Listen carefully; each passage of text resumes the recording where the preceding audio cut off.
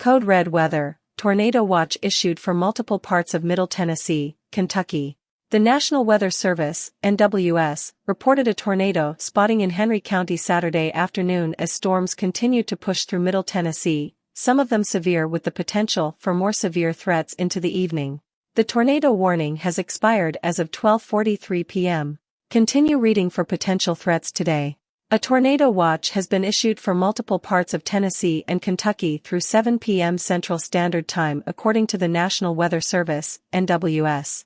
Tennessee counties affected by the watch are Benton, Carroll, Cheatham, Chester, Davidson, Decatur, Dixon, Dyer, Fayette, Gibson, Hardeman, Hardin, Haywood, Henderson, Henry, Hickman, Houston, Humphreys, Lauderdale, Lawrence, Lewis, Macon, Madison, Maury, McNary, Montgomery, Obion, Perry, Robertson, Rutherford, Sumner, Shelby, Smith, Stewart, Tipton, Truesdale, Wayne, Weakley, Williamson, and Wilson. Trigg, Todd, Warren, Marshall, Hickman, Allen, Christian, and Hardin are among multiple counties in Kentucky under the watch. Fox 17 News is in a code red weather alert for strong storms on Saturday. High temperatures Friday will be in the lower 60s and then will be in the upper 60s Saturday. The first batch of rain moves in Friday night.